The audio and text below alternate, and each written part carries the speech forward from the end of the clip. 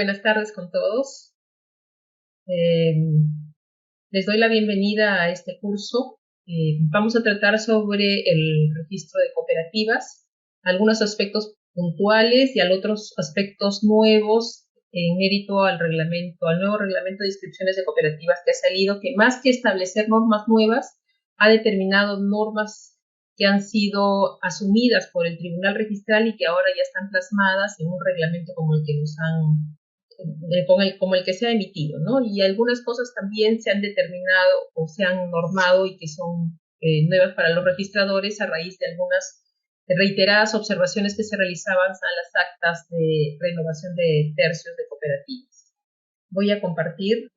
Ahora sí, estas son algunas normas aplicables a las cooperativas, no son todas, lógicamente, pero son las normas generales que se utilizan para la calificación de cooperativas. La Ley General de Cooperativas, el TUO de dicha ley general, la Ley 27626, respecto a las cooperativas de trabajadores, el Decreto Supremo 013 y sus modificaciones y reglamento que es respecto a las cooperativas agrarias, el reglamento de inscripción que acaba de salir de cooperativas aprobado mediante resolución 026 de 2003, supletoriamente el reglamento de inscripciones del registro de personas jurídicas, la Ley General de Sociedades y el Reglamento General de Sociedades.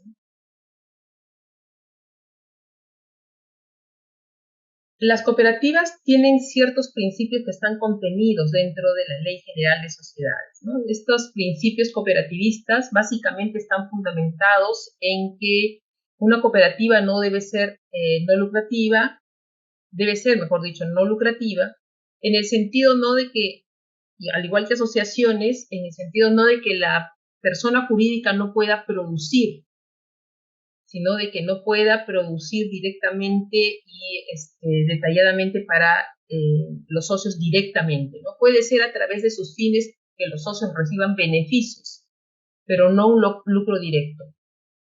La finalidad mutualista es que la cooperativa siempre debe constituirse a la vez que sin finalidad del grupo, tiene que procurar a través de ellos mismos la ayuda mutua de todos sus miembros, el servicio de ellos y de toda la comunidad cooperativista, ¿no?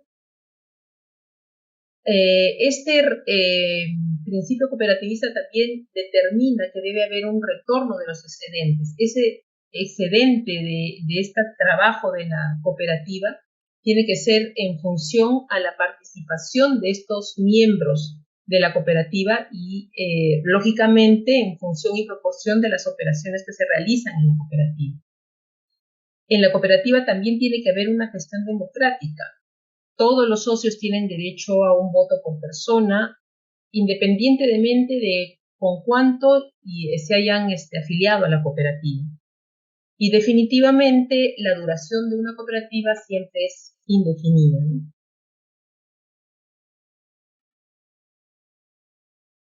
Las cooperativas pueden diferenciarse por diversos motivos. Una de las formas de clasificación de las cooperativas es por esta estructura social. En base a esta estructura social se reconocen a las cooperativas de trabajadores y a las cooperativas de usuarios.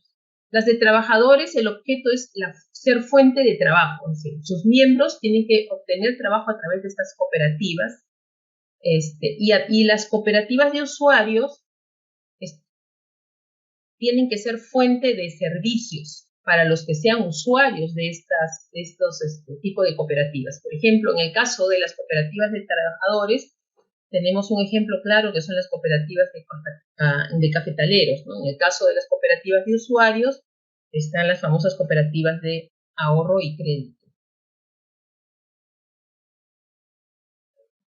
Bueno, en la ley de cooperativas también existe una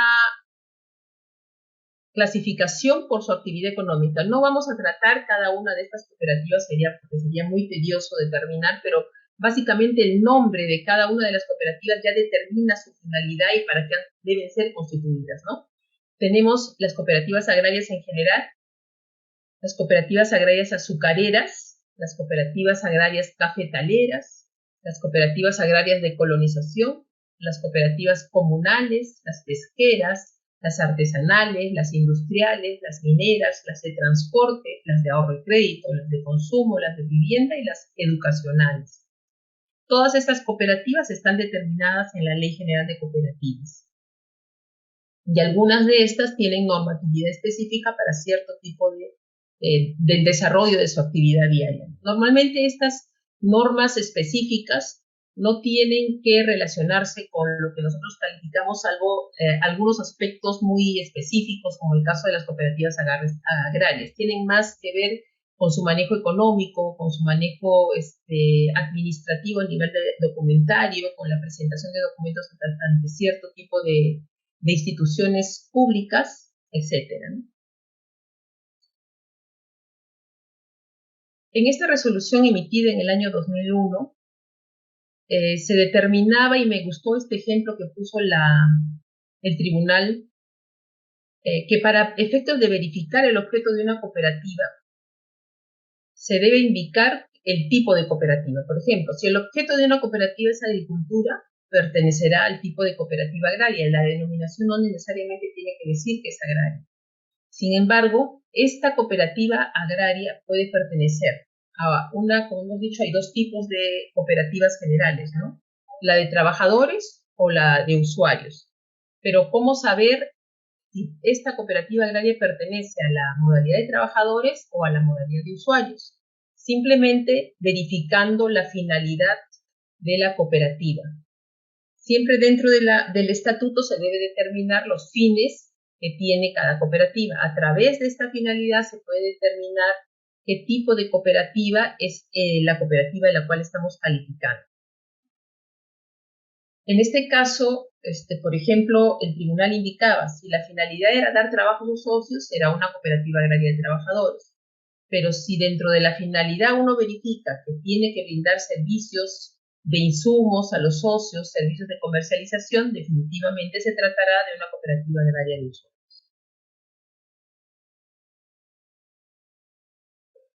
Ahora, esta clasificación es una clasificación más que todo administrativa, ¿no? Y de conformación de las cooperativas. Tenemos esta clasificación primaria, las centrales y las federaciones. Las cooperativas primarias son las que están conformadas con personas naturales. Las cooperativas centrales están conformadas precisamente por las cooperativas primarias y se llaman centrales de primer grado, y existen otro tipo de cooperativas centrales que son de grado superior, que al conformarse varias centrales conforman una única que también se llama central. O sea, una central formada por primarias y una central de grado superior formada por centrales u otras organizaciones cooperativas. Y tenemos a las federaciones nacionales. Las federaciones nacionales tienen la naturaleza de brindar servicios a favor de las organizaciones cooperativas que se afilian a ellas. Estas federaciones nacionales solo pueden haber uno por cada tipo de cooperativas, y para que se conforme una federación nacional, por lo menos debe estar constituida por el 20% del total de cooperativas de ese tipo que existan en el mercado. Ahora, en principio, ¿cómo saber cuántas cooperativas se encuentran conformadas? Para eso, definitivamente, está registros públicos. Puede haber cooperativas extra registros públicos, pero sin embargo, las que están conformadas formalmente para determinar este 20% serán las que podamos determinar que se encuentran inscritas.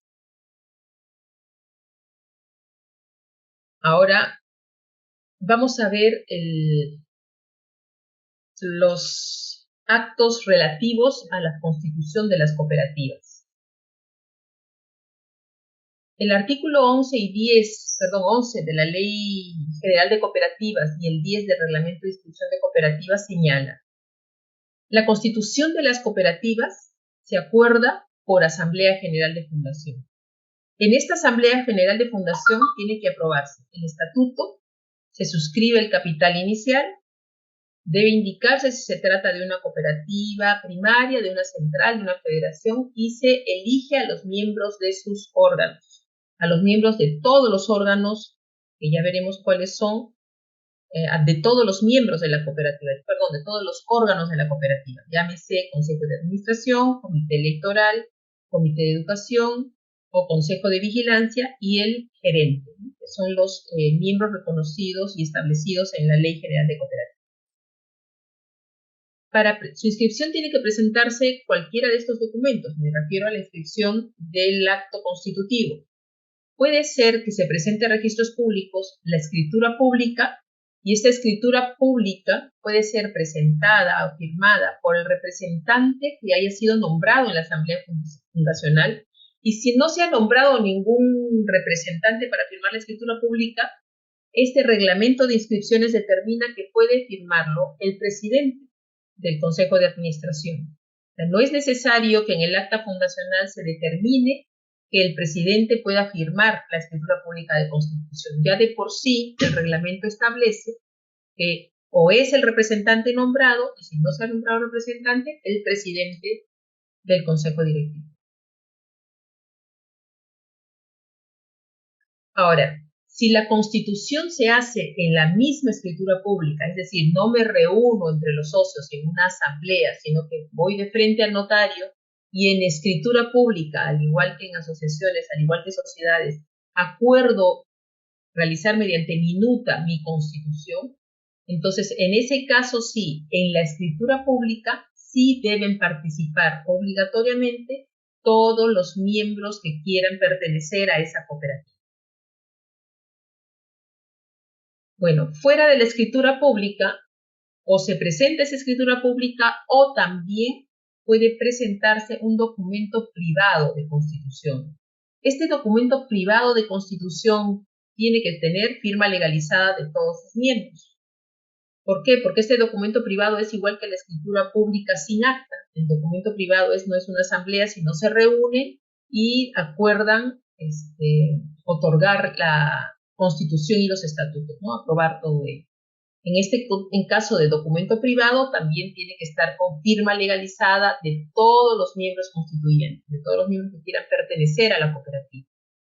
Y finalmente, la otra forma que permite el RIC para poder hacer la inscripción de una constitución de cooperativa es que en lugar de una escritura pública se otorgue una copia certificada del acta de asamblea por la cual se constituye la cooperativa y se acuerda aprobar los estatutos y se acuerda nombrar a los primeros órganos de gobierno, ¿no? En esta copia certificada debe constar la firma legalizada de los representantes elegidos en el acta de asamblea o del presidente del Consejo de Administración, en caso que no se haya nombrado algún representante para firmar el acta constitutiva.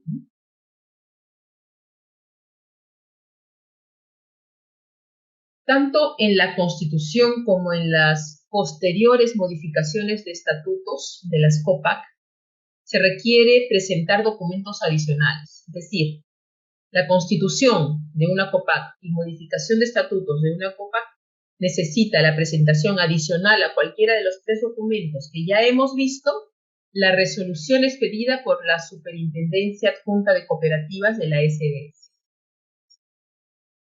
Esa resolución debe estar emitida aprobando el estatuto.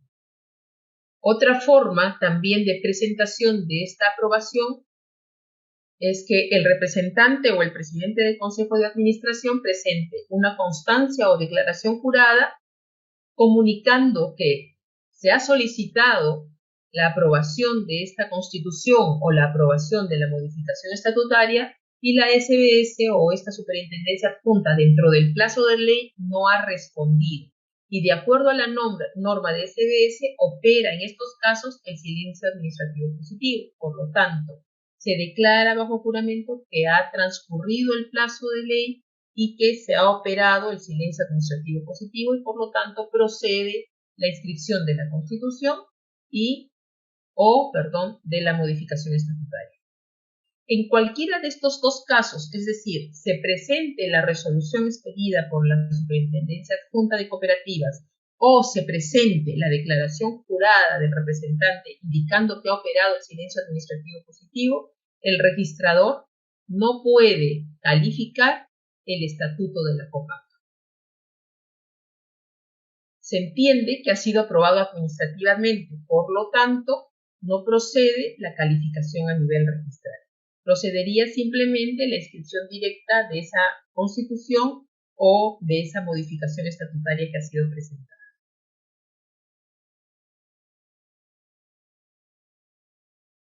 El reglamento de inscripción de cooperativas señala que esta acta de asamblea fundacional tiene que estar obligatoriamente inserta en el libro de actas de asamblea. Normalmente, cuando se presenta un acta de asamblea, esta acta de asamblea tiene que estar inserta en un libro de actas que ya ha sido legalizado anteriormente, porque se supone que al momento que yo celebro mi asamblea, tengo que tener el libro para firmar e insertarlo dentro del acta inmediatamente, o cuando se produzcan las firmas. Entonces, en dicho sentido, el reglamento de inscripciones del registro de personas jurídicas determina que cuando el libro de actas es legalizado en forma posterior a la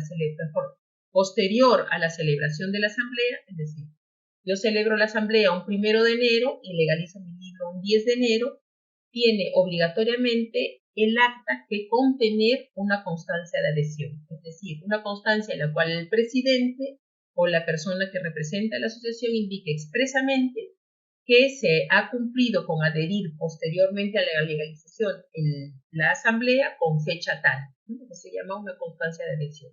Sin embargo, para el caso del acta de asamblea de fundación, el reglamento de inscripciones de cooperativas, vamos a llamarlo a partir de ahora RIC, el RIC establece que en este caso de la asamblea fundacional no es observable que el acta haya sido celebrada antes de la legalización del RIC, pero establece solamente este caso de excepción, el acta fundacional, no en el acta de modificación estatutaria que hemos estado tratando en el caso de las COP, solamente en el acta de fundación de cualquier tipo de cooperativa.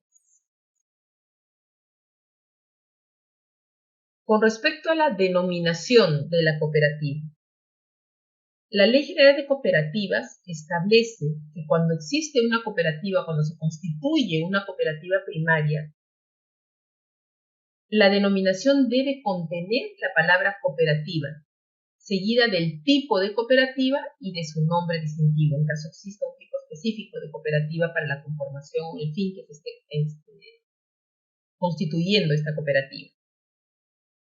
Cuando se trata de una central cooperativa, igualmente, se contendrá la palabra central cooperativa o central de cooperativas, referida igual al tipo que le corresponda y el nombre distintivo.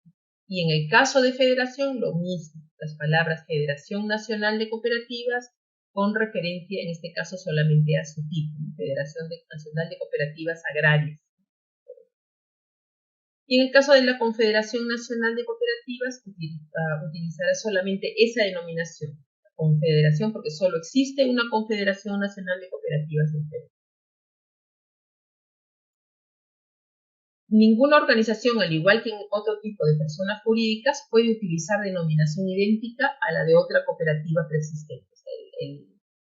La limitación de la denominación continúa con respecto a las cooperativas, al igual que cualquier tipo de persona jurídica.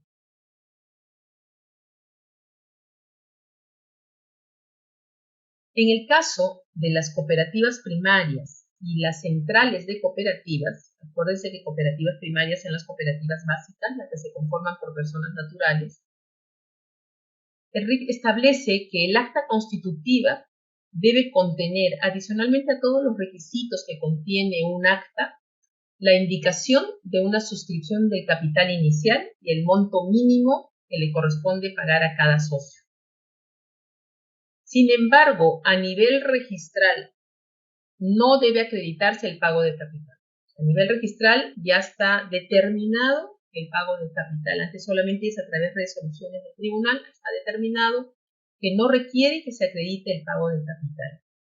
Y precisamente porque no se requiere acreditar el pago de capital es que en el asiento de constitución, a pesar de que sí debe contener el acto constitutivo de esos datos, en el asiento no debe indicarse el capital inicial, ni tampoco posteriormente a través de modificaciones estatutarias u otros tipos de actos, tampoco es inscribible las variaciones que se determinen de ese capital inicial.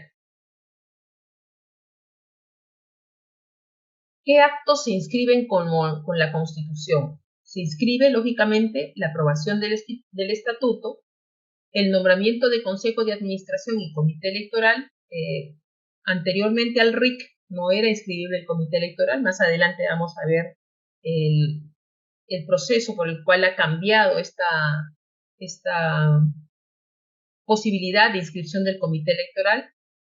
Y en caso de estos nombramientos de Consejo de Administración y Comité Electoral, se debe indicar el nombre, DNI y también el cargo.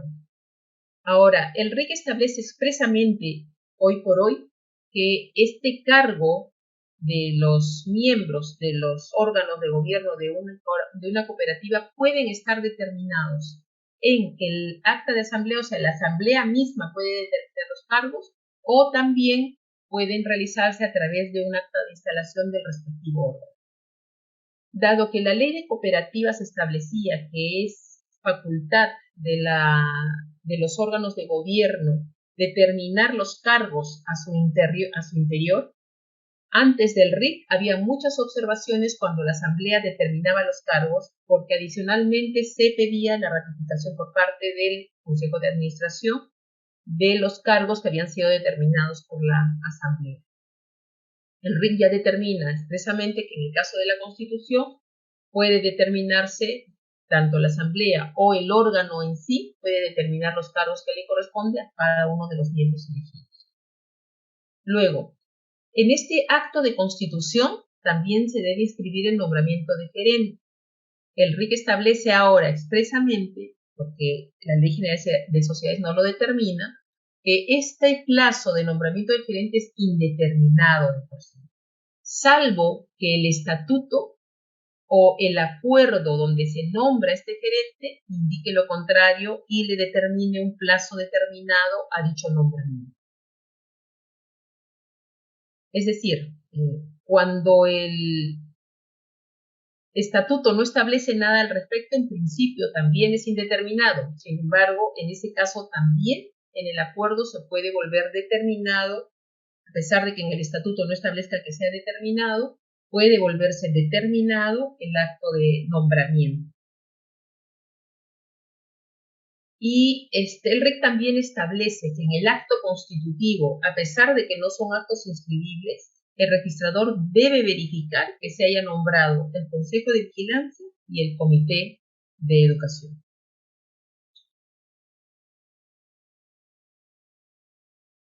Ahora, respecto de la representación de cada una de estas cooperativas de las que hemos tratado, el RIC establece expresamente que en una asamblea general, cualquier asamblea general, sea la fundacional o cualquier otro tipo de asamblea general, cuando una cooperativa es representada en esa asamblea general, el registrador no puede requerir acreditar dicha representación. Entonces, si la persona jurídica asiste, solamente el presidente y el secretario de dicha asamblea serán las responsables de verificar la representación. Al registrador no le compete solicitar la acreditación de la representación.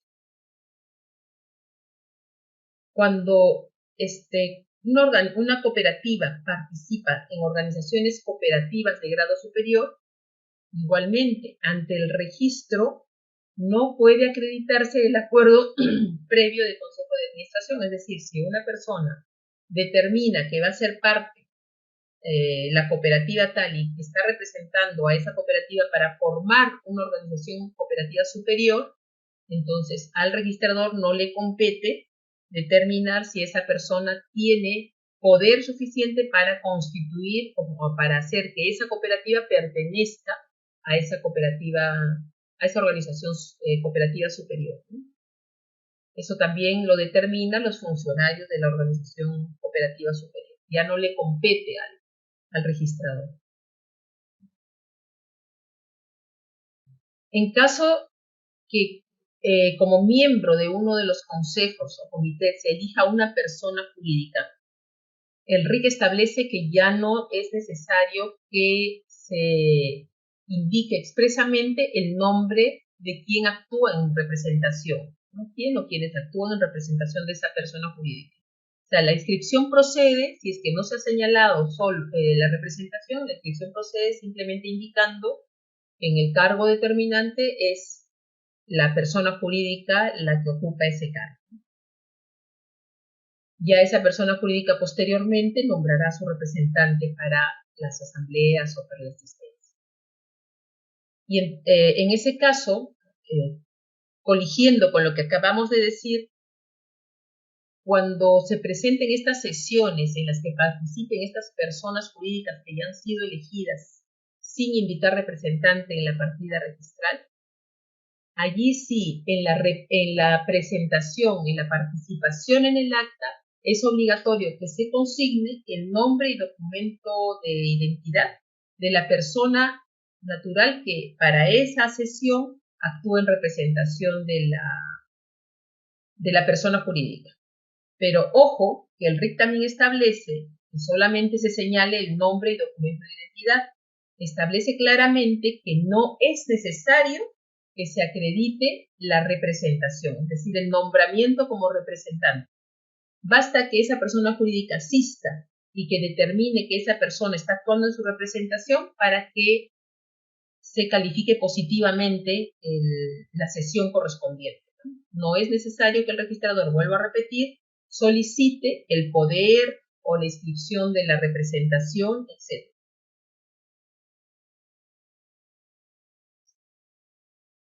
Ahora vamos a hablar de otro punto, que es la convocatoria.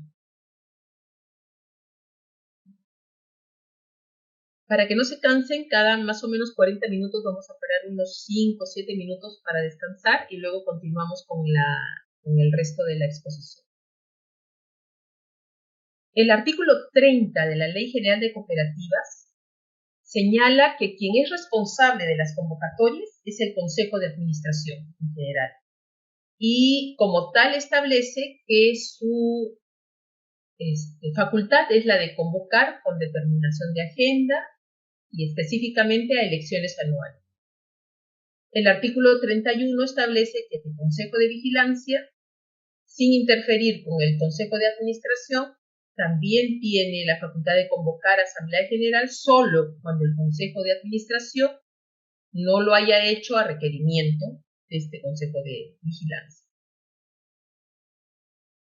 Estas son las normas generales, ¿no?, determinadas por la Ley General de Cooperativas. Vamos a ver cuáles son las especificaciones, cómo se aplican estas normas generales en la presentación de documentación.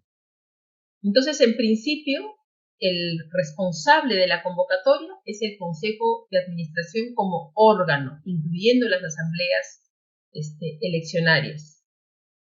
Por lo tanto, si este órgano de gobierno en principio no ha efectuado la convocatoria, sino que ha sido convocada por otros órganos de la cooperativa, estos acuerdos celebrados en esta asamblea son inválidos. Por lo tanto, siendo nulos, no pueden ser ratificados o confirmados.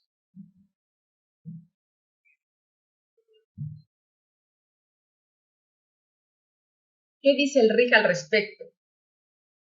El RIC establece, porque a veces se observaba, porque la convocatoria establece a veces que es el presidente que está convocando. Entonces, el RIC establece que no procede la observación cuando en la convocatoria se indica que es el presidente o el vicepresidente del Consejo Directivo quien está convocando, porque se debe entender que este presidente o vicepresidente está actuando en representación del Consejo de Administración. El RIC también establece una excepción. Esto que ha indicado el RIC solamente se aplica cuando el estatuto expresamente no prohíba asumir dicha representación. Es decir, si el estatuto dice el presidente no puede asumir la representación del Consejo de Administración de por sí, tiene que haber un acuerdo, entonces en ese caso no se aplica. Pero si el estatuto no dice nada al respecto, entonces se entiende que siendo convocada por el presidente o vicepresidente, se entiende que está siendo convocada por el Consejo de Administración. ya no se observa en ese sentido. Esto sí se observaba hasta la dación del RIC. Ahora, esta resolución del tribunal establece también otra norma, que si el estatuto inscrito establece que esta facultad de convocatoria de elecciones no solamente es del Consejo de Administración, sino también del Comité Electoral, cualquiera de los dos puede realizar la convocatoria, porque el estatuto está estableciendo que ambos tienen esa facultad. Entonces, no es que los dos en conjunto vayan a convocar, cualquiera de los dos puede convocar, salvo que el estatuto expresamente establezca que ambos deben convocar, pero normalmente en un artículo le dan el poder al Consejo de Administración y en otro artículo le dan poder al Comité Electoral. Por lo tanto, si le han dado facultad a ambos órganos para esta convocatoria, cualquiera puede hacerlo independientemente.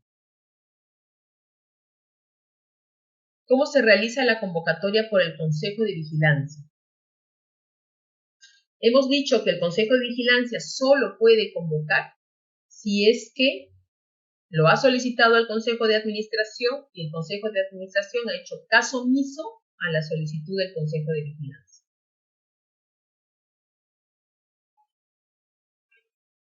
Entonces, cuando se presenta para inscripción un acuerdo de Asamblea General convocada por este Consejo de Vigilancia, el registrador no debe solicitar estos documentos. No debe solicitar que se acredite el motivo por el cual el Consejo de Administración no convocó.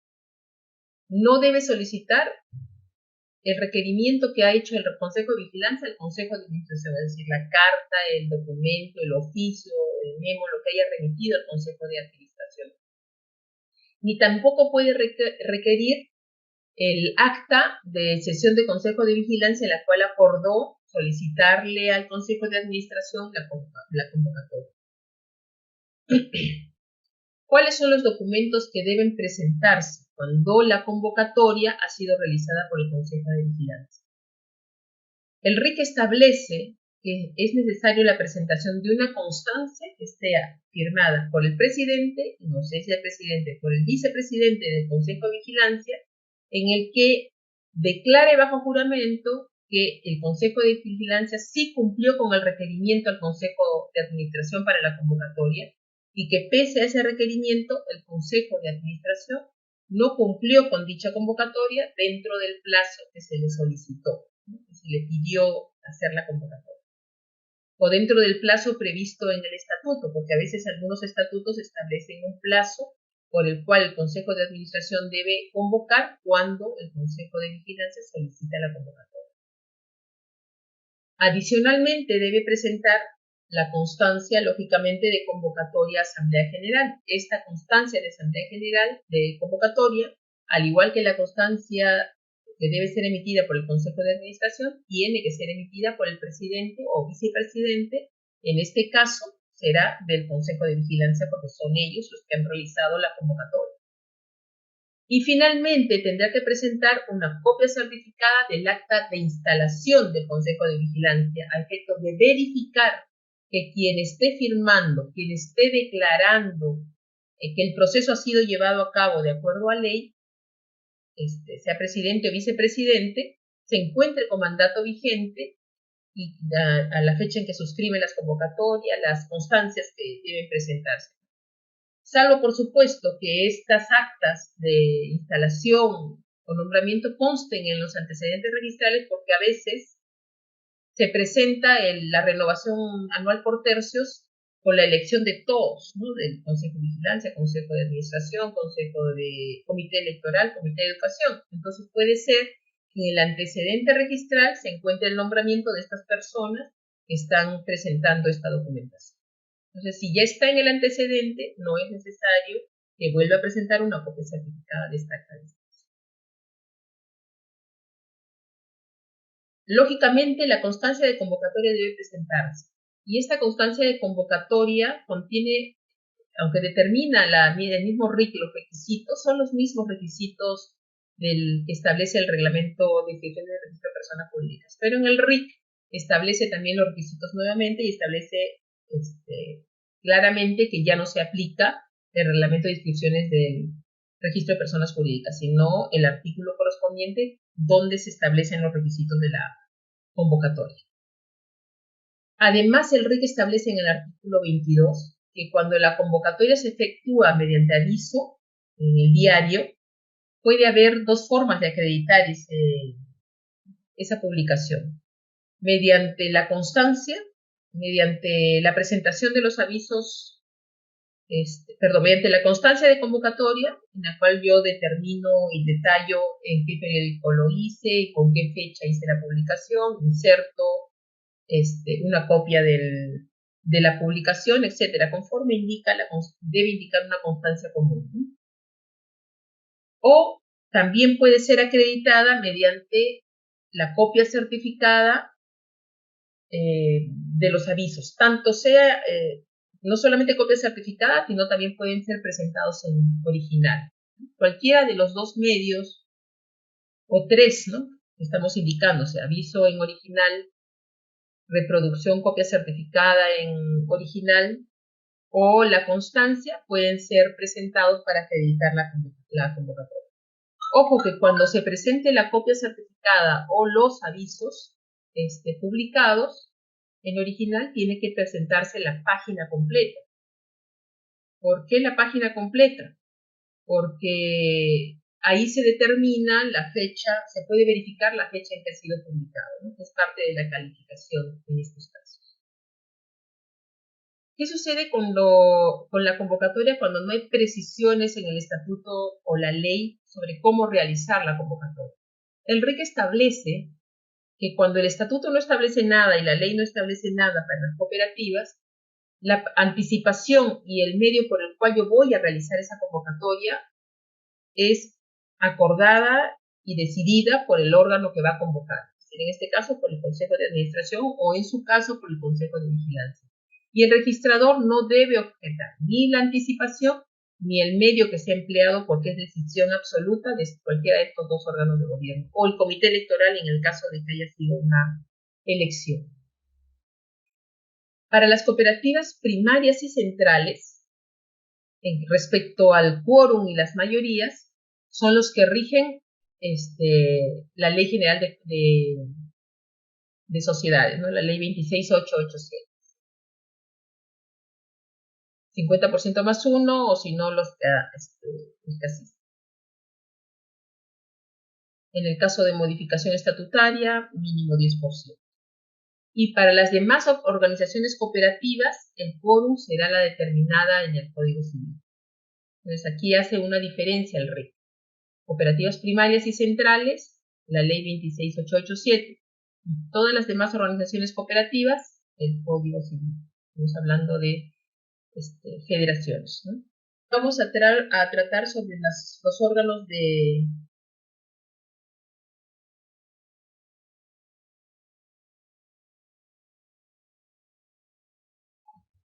los órganos de gobierno de las cooperativas.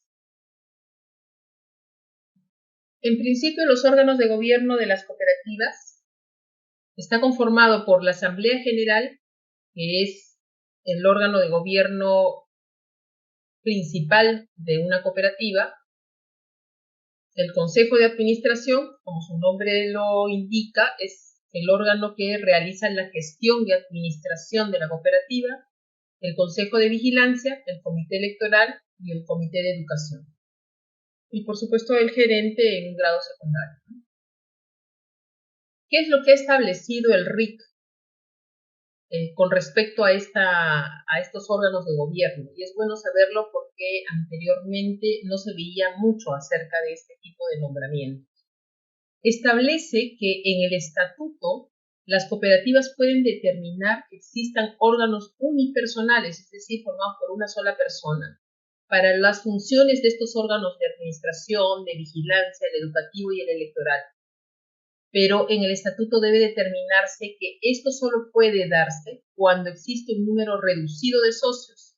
Por lo tanto, en el estatuto debe establecerse cuál es ese número reducido de socios para que en el momento en que se llegue a tener esa cantidad de socios, recién en ese momento pueda hacerse uso de este nombramiento de órganos unipersonales. El plazo de duración de estos órganos es el que establezca el estatuto. Y para estos órganos también se aplica la continuidad de funciones ya prevista en la norma, ¿no? Hasta que se produzca una nueva elección. El estatuto es claro que para este tipo de órganos también existe la continuidad de funciones, salvo que el estatuto lógicamente siempre prevenga lo contrario. ¿Qué se determina con respecto a la Asamblea General? Las normas generales simplemente indican que es la Asamblea la autoridad suprema. Sus acuerdos, lógicamente, obligan a todos los socios presentes o ausentes. En las cooperativas primarias se determinan con 1000 o menos socios. Así se hace la Asamblea General de Socios. 1000 o menos socios se determinan las asambleas primarias. Las cooperativas primarias con más de 1000 miembros pueden tener una Asamblea General de Delegados. Es decir, las que tienen hasta 1000 miembros hacen una Asamblea General de Socios. Directamente los socios asisten a la asamblea. Pero en aquellas cooperativas primarias que tienen más de 1000 socios, se permite que se realice una asamblea general de delegados. En el caso de las cooperativas de grado superior, sean centrales o federaciones, la asamblea está lógicamente conformada por los presidentes de las organizaciones que conforman dicha central o dicha federación. ¿Cuáles son las reglas especiales en las asambleas generales? En principio no se admite la representación. La Ley General de Cooperativas establece que para ejercer el voto no se permite la representación. Salvo, por supuesto, que lo que la misma ley ha determinado, que en el caso de asambleas, acabamos de ver, ¿no? Las asambleas primarias que tienen más de 1000 socios, las asambleas se hacen a través de delegados y allí existe una representación. Es la única forma en que la Ley General de Sociedades admite representación en las asambleas de socios, de miembros, perdón. En el caso de asambleas universales, el RIC establece que el acta, expresamente establece el RIC que el acta debe contener dos cosas. Al inicio se tiene que verificar que hayan asistido la totalidad de los miembros. Es decir, al momento de tomar el quórum al inicio de la asamblea, tiene que establecerse en el acta que se ha constatado que la asistencia de la totalidad de socios, ¿no? Salvo, por supuesto, siempre que el estatuto establezca otra cosa. Y en segundo lugar, debe existir un acuerdo expreso en que todos los socios asistentes acuerden la celebración por unanimidad y que aprueben la agenda que se está proponiendo para la celebración de esta Asamblea Universal. Establece también el RIC que no es necesario que el acta esté suscrita por todos los asistentes, puede estar suscrita por el presidente y secretario y los miembros que determine el estatuto, si es que determina otros miembros adicionales al presidente y al secretario. Y por supuesto, también determina que quien acredita la universalidad en este tipo de asambleas, el único que puede determinar la universalidad es el presidente, en caso de ausencia o cualquier otro tipo de vacancia, el vicepresidente del último Consejo de Administración inscrito. Solo él puede acreditar la universalidad. Ahora, supongamos que una asamblea universal es celebrada en cualquier momento, ¿no? Recuerden que aunque se venza el mandato determinado en el asiento, ya se establece para este tipo de órganos la continuidad de mandato. Por tanto, en cualquier momento pueden firmar constancias y hacer valer su calidad de presidente o vicepresidente.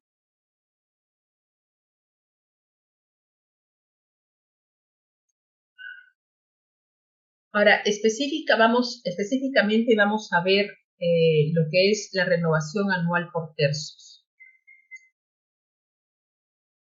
En el caso de elecciones, ¿quién preside y quién firma las actas? El RIC establece una diferencia entre las asambleas que son convocadas exclusivamente para realizar elecciones y aquellas asambleas que son convocadas no solamente para celebrar elecciones, sino para celebrar otro tipo de actos adicionales a las elecciones. En el RIC se establece que si la asamblea es solamente para elecciones, es el presidente del comité electoral, o se ausenta el vicepresidente del comité electoral, si es que existe, o cualquier miembro de dicho comité, que deba presidir esa asamblea electoral. Y el acta tiene que ser firmada por los miembros del comité electoral. Y por supuesto, si el estatuto establece que adicionalmente tiene que firmar otros miembros, porque a veces el estatuto establece que las actas deben ser firmadas, si se aprueban en un momento, por 2 miembros adicionales elegidos, o a veces dice que si se aprueba posteriormente tiene que ser firmada por un miembro, un socio asistente elegido o no elegido. Entonces, en este caso, también tiene que firmar aquellos que determina adicionalmente el estatuto. Pero con respecto a eso, la segunda parte dice, no se requiere que el acta de asamblea eleccionaria sea suscrita por el presidente o vicepresidente o secretario de otros órganos, salvo que el estatuto lo prevea así.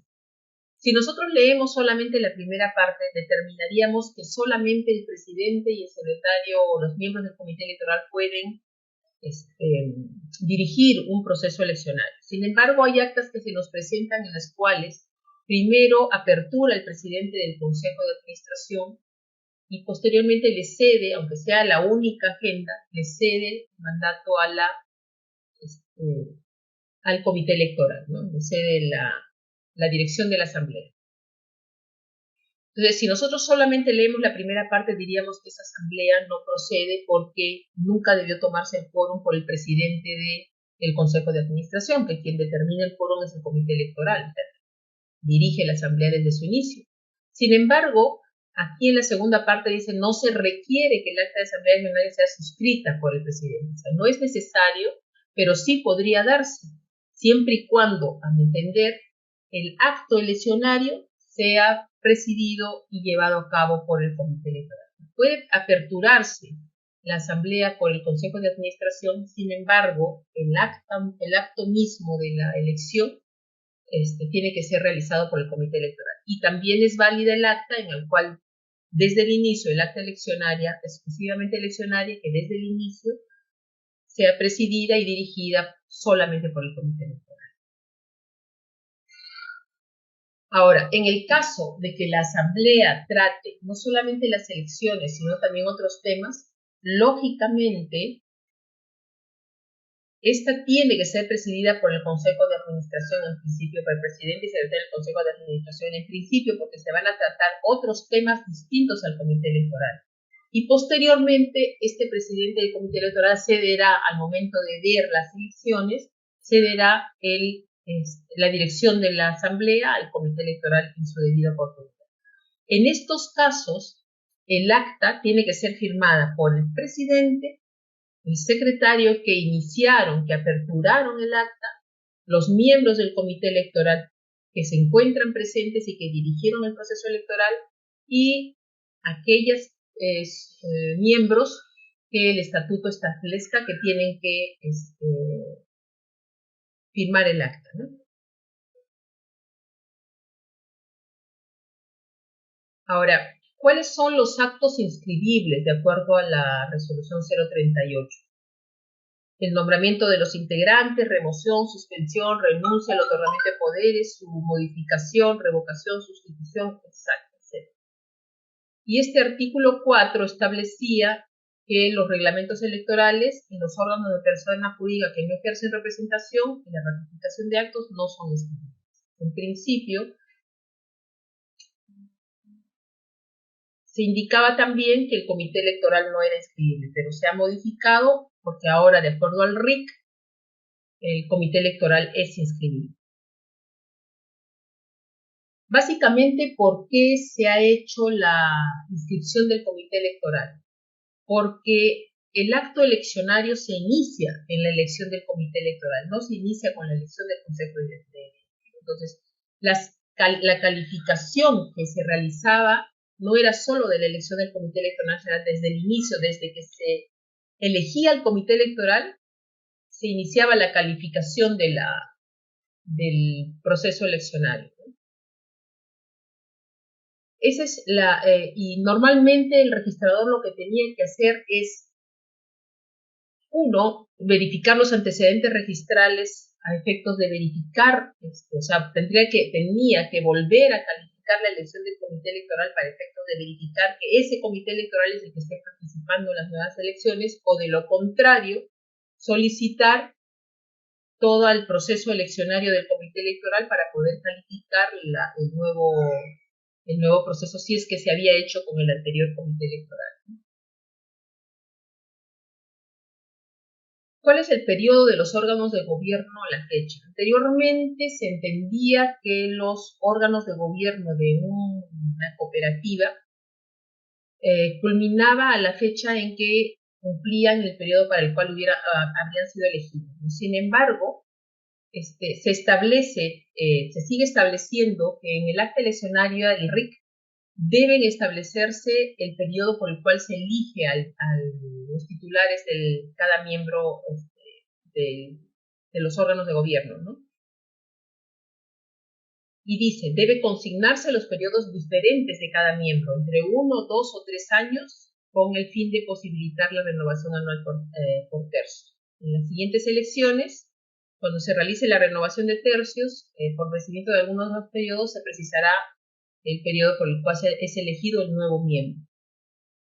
En este caso, debemos establecer que el tribunal, por reiterada jurisprudencia, ya había establecido que, dado que la Ley General de Cooperativas establecía que la renovación anual por tercios, establecía en el artículo que esta renovación se realizan las elecciones de no menos del tercio de los miembros de cada órgano. Ellos determinaron que al decir no menos podrían ser más, es decir, podría elegirse uno por 3 años y otro por 2 años, o sea, el 50%, o un miembro por 2 años y el otro miembro por 1 año, o sea, la mitad por 2 años, la mitad por 1 año, o en el peor de los casos, que hubo resolución que dijo que se podía elegir a todos por 1 año, para que al siguiente año se permitiera hacer la renovación anual por tercios. Sin embargo, al establecer esto, el RIC indica deben consignarse los periodos de 1, 2 o 3 años, prácticamente estaría dejando de lado las resoluciones del tribunal que establecían estos temas, ¿no? Que se podía hacer la elección de 50-50, o sea, podía elegir por 1 año a todos los miembros, porque al siguiente año se tendrían que renovar, se podría hacer la renovación anual del 100%, al establecer la ley general no menos del tercio. Pero habría que analizarlo mucho más, pero realmente el reglamento dice eso, ¿no? Deben consignarse los periodos de 1, 2 o 3 años. Pero bueno, luego dice el RIC que si el número de integrantes de los órganos no es divisible entre 3, no será materia de observación, que no se pueda hacer expresamente que no sea el tercio el que sea renovado en una posterior elección. Eso explica. Si son 5 miembros, al inicio yo voy a elegir 2 por 3, 2 por 2 y 1 por 1 año. Si yo divido 5 entre 3, mi promedio es 1.3. Entonces, yo el primer año, el siguiente año, como este último lo he elegido por 1 año, solamente voy a renovar 1. Y debería renovar 2, porque redondeando son 2 lo que debería renovar al tercio. Entonces, algunos registradores, muy pocos, observaban que pese a que el año anterior se había elegido 2 por 3, 2 por 2 y 1 por 1, y solo correspondía renovar este 1, como no era el tercio, tenía que revocarse un mandato de uno de estos para que se pueda elegir al tercio. Ya el RIC ha establecido expresamente, a mí no me parecía nunca procedente eso, pero bueno, ya el RIC ha aclarado y establecido expresamente que no procede este tipo de observaciones, ¿no? Y que se puede hacer la renovación este tercio, que puede no ser un tercio del tribunal, pero es lo que queda de la anterior elección. Esto es lo que yo les decía, ¿no? El artículo 33.4 establece expresamente, serán renovados anualmente en proporciones no menores al tercio del respectivo total. O sea, no menores. Por lo tanto, el tribunal estableció que podía ser mayor al tercio. Un ejemplo, de 3 personas de un consejo de administración, X 3 años, Y 2 años, 1 1 año. O sea, cada uno para poder renovar el tercio. El siguiente año, en 2020, el señor X de 3 años pasará a tener solo 2 porque ya cumplió 1. El señor Y pasará a tener solo 1 año y al nuevo que esté eligiendo lo elegiré por 3 años. El suplente siempre se elige por 1 año. Al señor A lo elegiré por 3 años para que así posteriormente yo pueda seguir realizando mi renovación anual por tercio. ¿Qué sabemos sobre la continuidad de mandatos?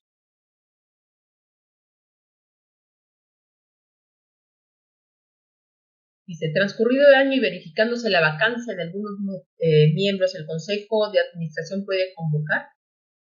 Esta resolución 167 del año 2000, que desde ahí viene aplicándose, señalaba que esta renovación anual por tercios, que era determinada en la Ley General de Cooperativas con una duración para cada uno de sus miembros, que puede ser, como ya hemos visto, de 3, 2, 1 años, no es lo mismo que el nombramiento de los cargos anuales, presidente, secretario, tesorero, ¿no? Por lo tanto, si yo he elegido a una persona como presidente en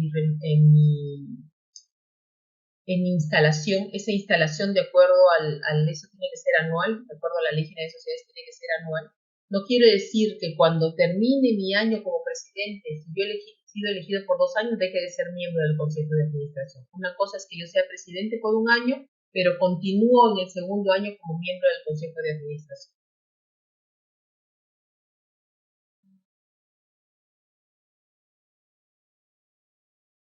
Entonces, para este tipo de reuniones, lo que tiene que verificarse es si se ha vencido algunos de los miembros, pero vencido en la vigencia, es decir, si se han vencido mis 3 años, si se han vencido mis 2 años, o si se han vencido 1 año, tengo que verificar cuáles de estos miembros del Consejo de Administración continúan vigentes en ese periodo por el cual han sido elegidos.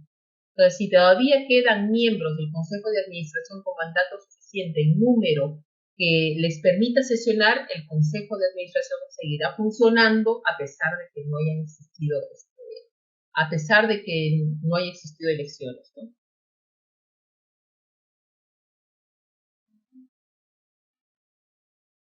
¿Qué sucede cuando se trae un Consejo de Administración para la inscripción y hay varios años en que no se ha elegido un Consejo de Administración?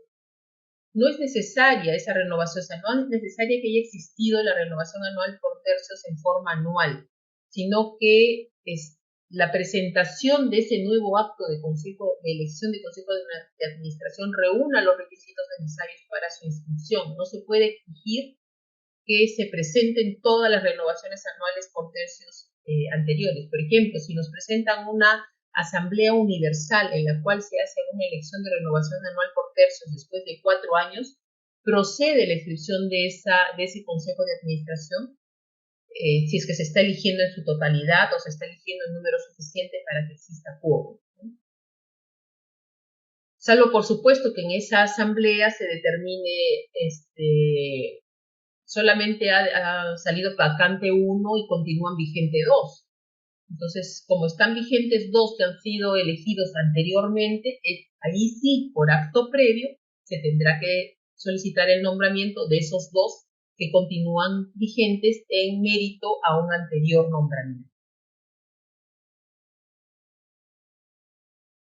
Esto es lo que les decía, ¿no? Hasta el año 2018, el tribunal, y hay resoluciones del 2020, también 21, en que el tribunal permitía que el Consejo de Administración sea elegido todos sus miembros por un año, porque la elección de todos los miembros, el 100% de los miembros del Consejo de Administración por un año, permitiría que al siguiente año dicho Consejo de Administración se renueve, ¿no? Por no menos del tercio, es decir, por la totalidad, y porque la idea de la cooperativa es que haya una renovación del Consejo de Administración, que no se perpetúen en el poder.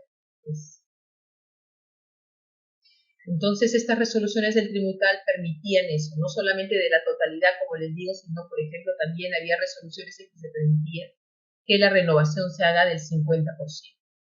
Ahora, como el RIC habla de debe determinarse 3, 2, 1 y 3, 2 y 1 año, parece que está dejando de lado estas resoluciones del tribunal registral. Que no está mal la interpretación del tribunal, porque como les vuelvo a repetir, la Ley General de Cooperativas no establece que debe renovarse el tercio, establece que debe renovarse no menos del tercio de los miembros del Consejo de Administración. Sin embargo, el RIC no lo ha tomado en cuenta. Ahora, ¿cuál es el periodo de los miembros del Consejo de Administración? Eso es también lo que decía el tribunal, ¿no? La Ley General de Cooperativas solo establece que cada año tiene que renovarse un tercio. Por lo tanto, se deducía que la forma de elegir es por 3, 2 y 1 año. Sin embargo, al no determinar un plazo, la Ley General de Cooperativas es la asamblea misma la que elige el plazo por el cual se va a elegir a cada uno de sus miembros. No es libre de elegir a los miembros por el plazo que establezca. Puede ser en el estatuto, porque el estatuto mismo también puede establecer que los plazos son de 3, 2, 1 año. Y si se adecúan a lo que establece el tribunal registral, también podría ser también 2 y 1 año. Ahora, definitivamente es la asamblea la que determina los periodos de cada uno de los miembros elegidos del consejo. No es el consejo de administración, no es que la asamblea elija 5 miembros y el consejo de administración determine los plazos. ¿No? La asamblea elige a los miembros y tiene que determinar los plazos, y el consejo de administración solo tiene facultad para al interno nombrar los cargos de cada uno de los miembros de dicho consejo ya elegido, ¿no?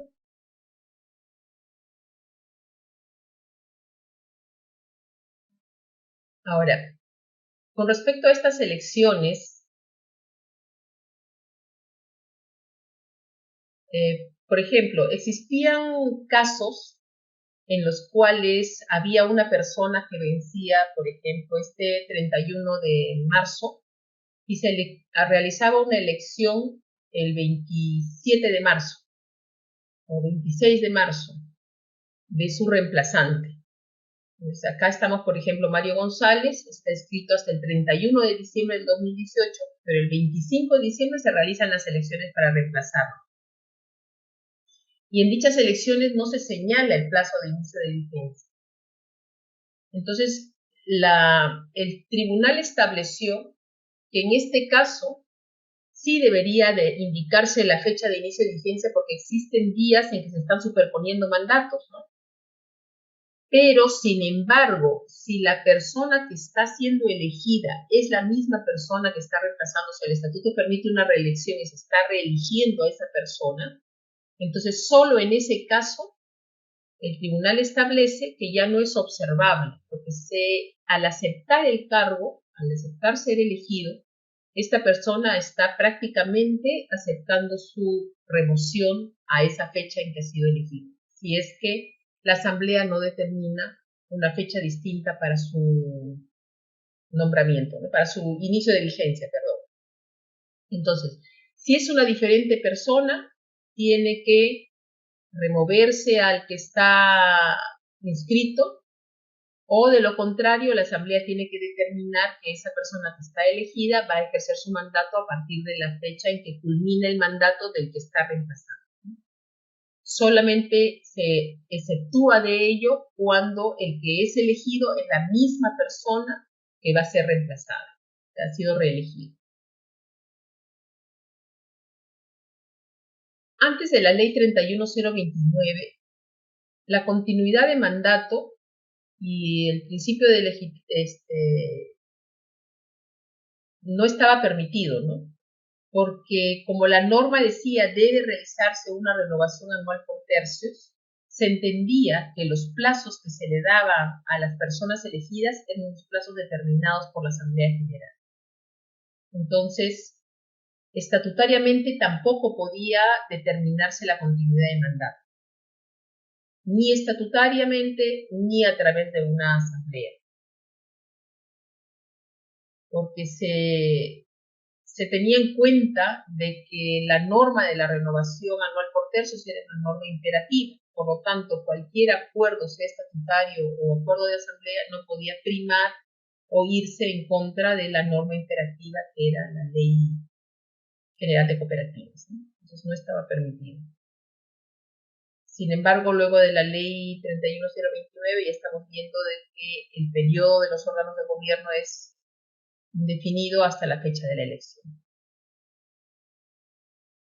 Ahora, invalida si un miembro del comité electoral no está vigente, sea por renuncia, por remoción o lo que sea, no. Algunas veces se establecía o algunos registradores observaban que tenían que asistir la totalidad de miembros del comité electoral. Sin embargo, esto ya fue descartado por el Tribunal Registral y al igual que en cualquier otro órgano de gobierno de cualquier persona jurídica, si existe el número de miembros suficiente que puedan sesionar, o sea, existe el quórum determinado por el estatuto o determinado por principios de asociaciones, entonces será suficiente que esos miembros asistan y dirijan el proceso electoral o tomen los acuerdos para que estos sean válidos. Solamente es ineficaz un acuerdo de comité electoral cuando este acuerdo es tomado por un número de miembros que no conforma el quórum determinado en el estatuto, en la ley o no.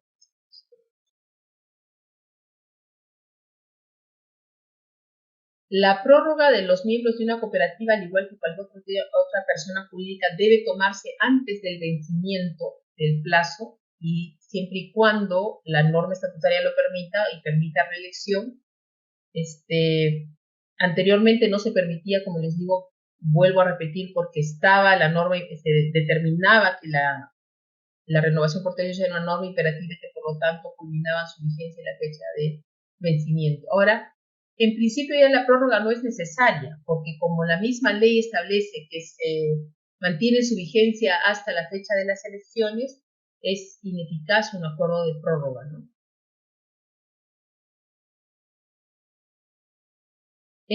Cuando no había esta ley 31029, sale el decreto de urgencia 075 a raíz de la pandemia y otros problemas que hubo con las asociaciones. Y en este caso, como le digo, sí se aceptó la prórroga de mandato y excepcionalmente se prorrogó por un plazo el periodo de los miembros de los consejos y comités, ¿no? Todos aquellos que hayan vencido en el año 2020 continuaban vigencia hasta el 31 de diciembre del 2020. Luego sale la ley 31029, publicada el 14 de julio del 2020, donde establece que expresamente que lo señalado en la Ley General de Sociedades, específicamente en el artículo 163, se aplicaba a todos los consejos y comités, a los órganos de gobierno de las organizaciones cooperativas. Aquí hubo una interpretación, ¿no? Si esta continuidad de mandato que se establecía a partir de esta publicación de la norma, a partir de la vigencia de esta norma, se aplicaban no solamente a los órganos de gobierno elegidos a partir de esta fecha o que estuvieran vigentes en la fecha que fue publicada, sino a todos los órganos de gobierno que, por ejemplo, estaban ya vencidos desde el año 2008, 2007, 2006, y que no han tenido renovación por tercios, pero que esta norma se les aplicaba, entre comillas, retroactivamente, porque lo que decía esta norma era precisa, sé que lo señalado en el TRS, una precisión, no era una orden. Sin embargo, a mi entender, no es así. No es que se aplique a esta norma, ¿no? No es que se aplique a todos los consejos de administración anteriores, sino a solamente a los que se encuentran vigentes en la fecha en que esta norma fue aprobada. ¿Por qué? Porque si no, no hubieran existido normas, si esa fuera la razón de ser de la Ley General de Sociedades y de la Ley General de Cooperativas, no hubiera sido necesario que se den los decretos de urgencia para prorrogar los mandatos de cooperativas. Y tampoco hubieran sido válidos todas las resoluciones del tribunal que hablaban sobre la imposibilidad de la prórroga, la imposibilidad de la renovación, de la prórroga de mandatos, salvo que exista reelección, la imposibilidad de la continuidad de mandatos antes de la dación de esta ley, resoluciones que se trajeron abajo algunas inscripciones. Entonces, creo firmemente que esta norma debe aplicarse a los consejos y comités que se encontraban vigentes a la fecha de ¿Qué dice este artículo 163? El artículo 163 está referido a la ley, al directorio, ¿no? Y establece que el periodo del directorio termina en principio al resolver los estados financieros y elegir al nuevo directorio. Sin embargo, si no se ha elegido el directorio, que es lo que dice esta norma expresamente, continúa en su mandato hasta nueva elección, aunque hubiera concluido el periodo para el cual fue elegido. Entonces, esta norma que establece expresamente la continuación de mandato hasta que se les ocurra elegir al reemplazante, se aplica también a las cooperativas en forma definitiva. Ahora, aquí también hay otro tema, ¿no? El mandato del cargo de presidente luego de cumplido el año. Normalmente lo que se ha interpretado es que esta elección de presidente es anual, porque la norma dice que anualmente debe existir un acuerdo de instalación, porque lógicamente anualmente supuestamente tiene que hacerse una renovación anual de tercios y si no se hace la instalación quedaría un miembro en el aire sin tener cargo alguno y existiría un cargo entre comillas vacante que no tendría una persona que lo ejerza. Entonces, en mérito a eso hay una doble interpretación. Una de ellas indica que aunque permanezca en el cargo como miembro del Consejo de Administración, porque de repente fue elegido por 3 años, si en su primer año fue elegido presidente, tiene que existir una instalación para que continúe en el cargo de presidente o sea modificado el cargo que esté siendo elegido, ¿no? Esta es otra resolución en la cual habíamos dicho de que cuando hay renovación, esto es anual por tercios, ya el tribunal había establecido, como les he explicado, cuando se eligen 2, 2 y 1, y no corresponde a un tercio de los miembros, entonces se pedía que declaren vacante para elegir a 2.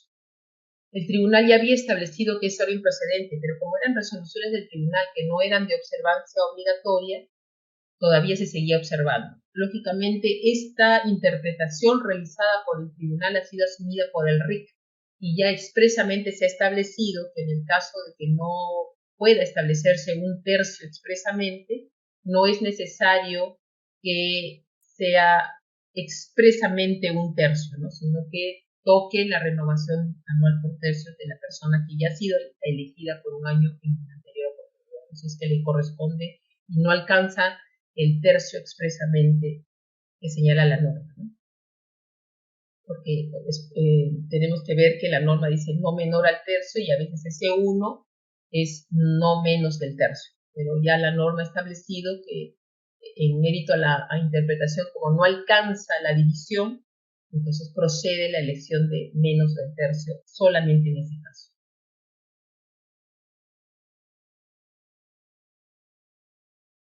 Ahora comenzamos a hablar sobre la reelección. es la reelección. La norma, o sea, la Ley General de Sociedades en su artículo 33 dice que, salvo disposición diferente del estatuto, no existe reelección para los miembros, ¿no?, de cualquier órgano de gobierno. Entonces, esta reelección, de acuerdo a la Ley General de Sociedades, está prohibida. Entonces, esta reelección se refiere a la reelección realizada para el periodo inmediato siguiente. Pero este periodo inmediato siguiente, lo que establece las normas, cuando hay reelección inmediata, es cuando yo tengo una elección y voy a reelegir a esa persona en la elección realizada en forma posterior. ¿Qué quiere decir con eso? Que si yo hago una renovación por tercios, por ejemplo, en 2020, me olvido o no realizo mi renovación por tercios el 2021 y hago mi renovación por tercios el 2022, no puedo aducir de que si yo elijo a la misma persona que elegí el 2020 y el 2022, no hay reelección. Sí hay reelección porque no hubo renovación por tercios en 2021.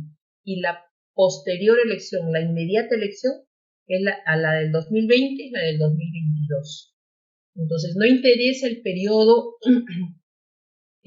calendario que exista entre elección y elección. Interesa que sea la elección que continúe, la inmediata, para que esté prohibida la reelección.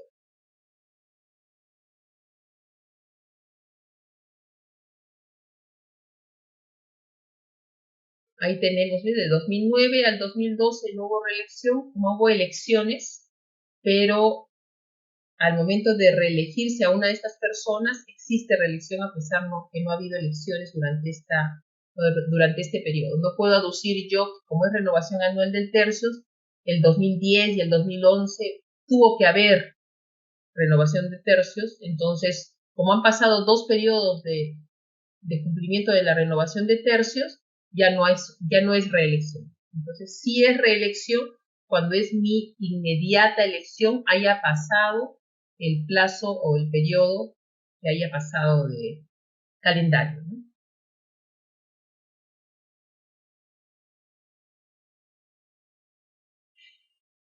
Ahora, ¿qué sucede cuando alguien cubre una vacante por un periodo menor al estatutario y postula en forma inmediata? En este caso, no se considera reelección inmediata. Cuando alguien ha sido elegido por X circunstancias, ha vacado en el cargo y se elige a una X persona, esta persona X también puede volver a ser reelegida para el siguiente periodo. No se considera en este caso la reelección. Ahora, si un directivo del periodo anterior es elegido para cubrir una vacante para el periodo inmediato siguiente, tampoco, según el tribunal, debe considerarse reelección inmediata. ¿Por qué? Porque él fue elegido en el periodo inmediato anterior, sin embargo, en las nuevas elecciones no estuvo considerado, pero al encontrarse una vacante posteriormente, él pasa a llenar esa vacante. De acuerdo al tribunal registral, en este caso, no existiría tampoco reelección.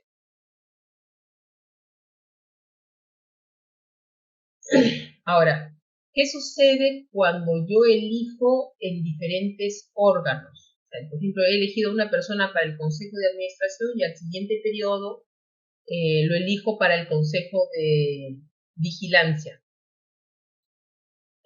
Si bien siguen siendo directivos, porque pertenezcan a cualquiera de los órganos, son directivos de la cooperativa, la reelección no está referida a diferentes órganos, la reelección está referida solamente al mismo órgano de gobierno, es decir, el que perteneció al Comité de Educación puede ser elegido en la subsiguiente elección como miembro del Consejo de Administración y así sucesivamente. Uno del Consejo de Administración puede pasar a formar parte del Comité Electoral, por ejemplo.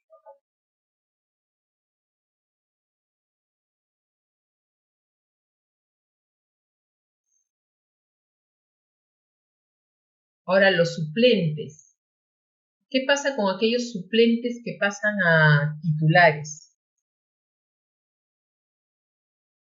Cuando en la anterior oportunidad ejercieron cargo de suplentes y en la nueva elección pasan a ser titulares, tampoco hay reelección, porque siendo suplentes, según el Tribunal Registral, también yo lo creo así, nunca ejercieron el mandato, simplemente estuvieron para reemplazar en caso de vacancia. Como nunca reemplazaron y siguieron siendo suplentes, lógicamente al momento de ser elegidos en la próxima reelección, no hay reelección, ¿no? Entonces, el Reglamento de Inscripción y Registro de Personas Jurídicas asumió ello y estableció que la reelección solo estaba referida a los titulares de un órgano directivo.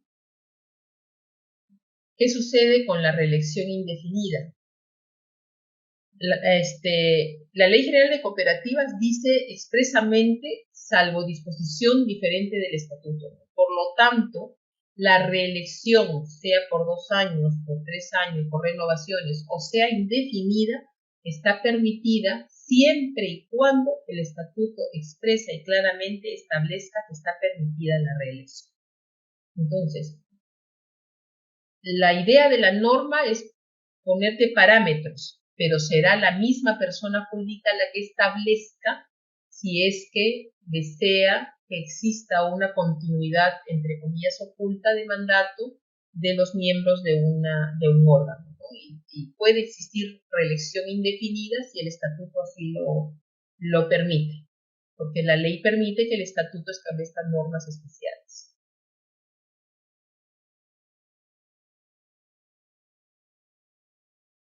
Ahora, ¿qué órganos se inscriben?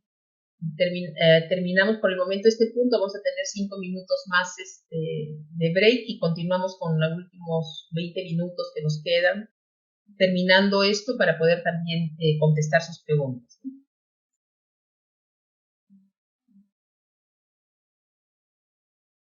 Antes se inscribían todos, se inscribía el Consejo de Administración, el Comité de Educación, se inscribía el Consejo de Vigilancia y el Comité Electoral.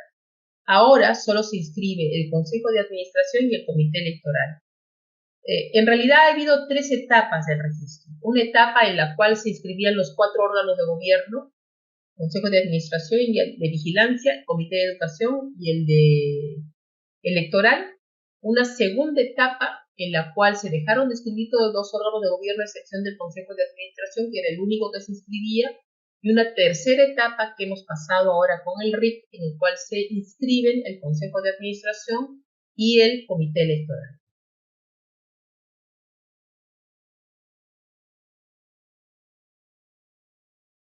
Esta es una resolución del tribunal, no sé por qué se ve así, ahí está, que establece expresamente por qué no se inscribe el Consejo de Vigilancia, porque hubo momentos en que cuando se quitó el derecho a la inscripción del Consejo de Vigilancia, las cooperativas empezaron a hacer sus reclamos y salían resoluciones del tribunal en que se estableció expresamente que los únicos órganos de gobierno que tenían que inscribirse eran aquellos que tenían implicancia para terceras personas, ¿no? Acuerdos que afectaban a terceras personas, porque el registro no es un registro de constitución, el registro es un registro de oposición.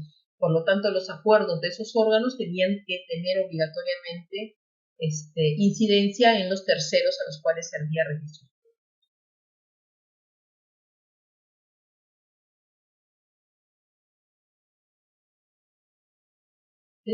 Precisamente antes del RIC, el Comité Electoral no constituía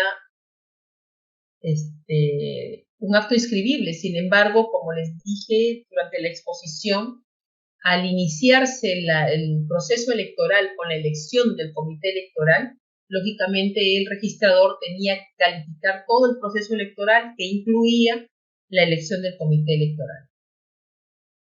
Y habían resoluciones del tribunal que así lo establecían expresamente. No es inscribible, pero tiene que ser calificable, y al ser calificable debe presentarse toda la documentación necesaria como si se tuviera que inscribir.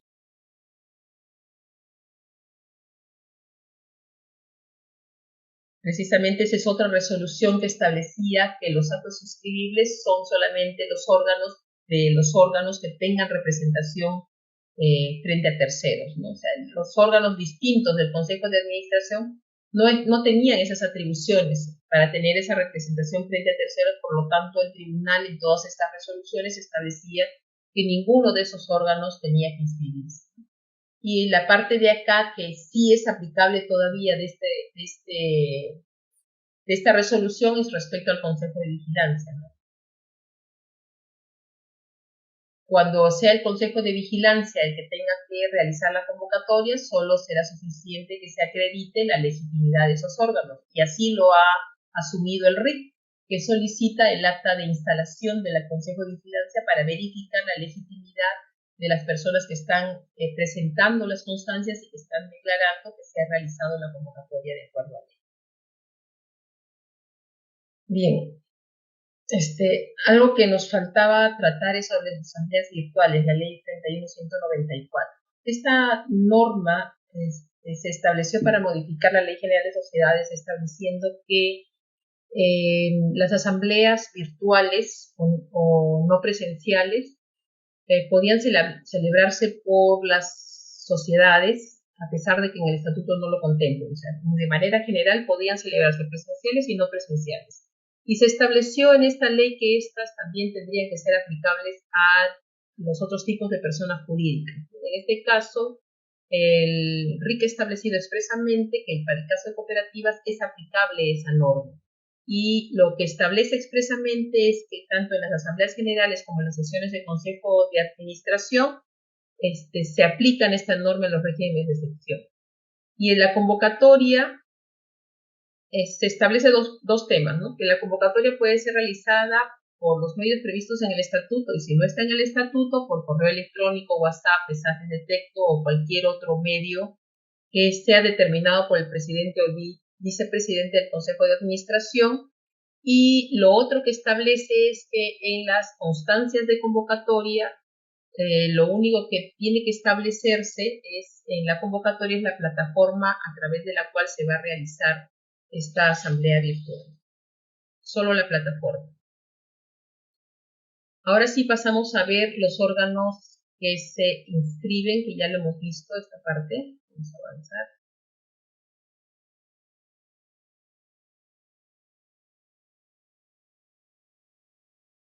Conducción del comité electoral. Ahora, el comité electoral es un órgano de acuerdo al estatuto y la ley obligatorio. Obligatoriamente debe conducir el proceso electoral. El acta tiene que ser firmada, el acta eleccionaria tiene que ser firmada por los miembros del comité electoral y por lo tanto, en caso de que no participe el comité electoral, el acta puede ser tachada, ¿no? Y justamente desde el año 2005 se estableció un precedente en el cual se establecía de que aun cuando se celebre en forma universal el acuerdo de elecciones, si no participa el comité electoral, si no se elige un comité electoral, las elecciones son ineficaces. O sea, obligatoriamente tiene que ser elegido por un comité electoral. Lo otro que ha establecido el RIC, y es porque algunos registradores observaban esto, era que no debe ser materia de observación si yo en la misma acta que hago mis elecciones de Consejo de Administración, Vigilancia, elijo al comité electoral que va a realizar las elecciones de los otros órganos. Lo único que se debe verificar es que primero se haya elegido al comité electoral, porque de repente puede que no haya existido un comité electoral vigente, para que este comité electoral lleve a cabo las elecciones posteriores. Aun cuando el estatuto establezca que se tiene que elegir en forma anterior. No es así, o sea, no hay observancia a pesar de que el estatuto establezca de que tiene que ser anterior. Si es que yo elijo a mi comité electoral en la misma acta, no es materia de observación. Respecto a la votación, ¿qué aspectos se tienen que tener en cuenta? Respecto a las mayorías, ya hemos dicho, la Ley General de Cooperativas no permite la representación salvo el caso de delegados. En principio es un voto por cada miembro. En el caso de delegados es un voto por cada delegado.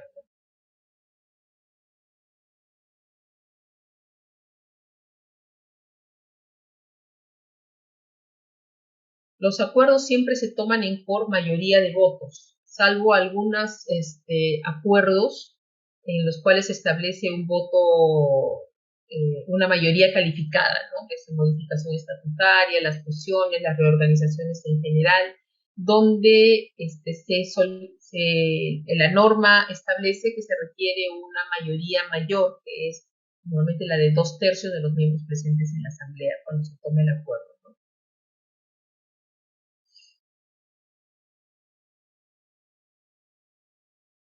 Salvo disposición diferente del estatuto, ¿cómo nosotros verificamos las mayorías? En principio se toma de total de miembros hábiles concurrentes.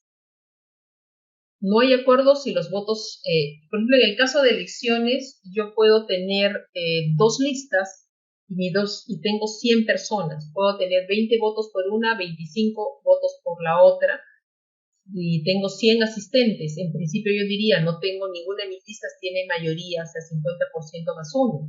Sin embargo, en el caso de elecciones no se toma así la mayoría, sino que se suman los votos a favor de las listas, o sea, los 20 más los 25, 45 más otra lista por allá, 10, por ejemplo, ¿no? Lo único que tiene que verificarse es que el voto a favor de las listas no sea menor que la suma de los votos nulos, las abstenciones, los votos blancos. Si no es menor, tenemos una elección válida y ganará la lista que tiene mayor votación.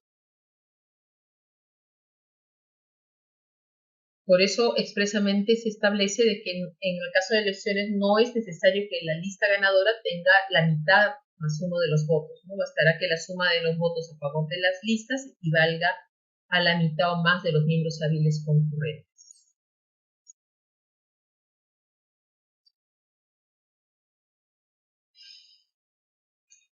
Bien, en este caso ya es a través del RIC también las normas que se aplican a las cooperativas en forma directa es la Ley General de Cooperativas, el RIC, la Ley General de Sociedades en aquellos casos que supletoriamente puedan determinarse y han sido determinados por el RIC, y en forma supletoria ya es el Reglamento de Inscripciones del Registro de Personas Jurídicas, el Reglamento General de Registros Públicos y el Código Civil. Definitivamente, si hay discrepancias, prima las normas del Reglamento de Inscripción de Cooperativas.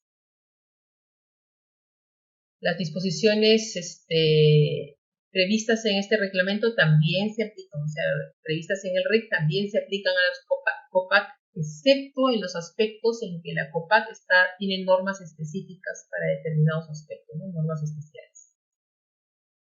Muchísimas gracias, esa es toda la exposición.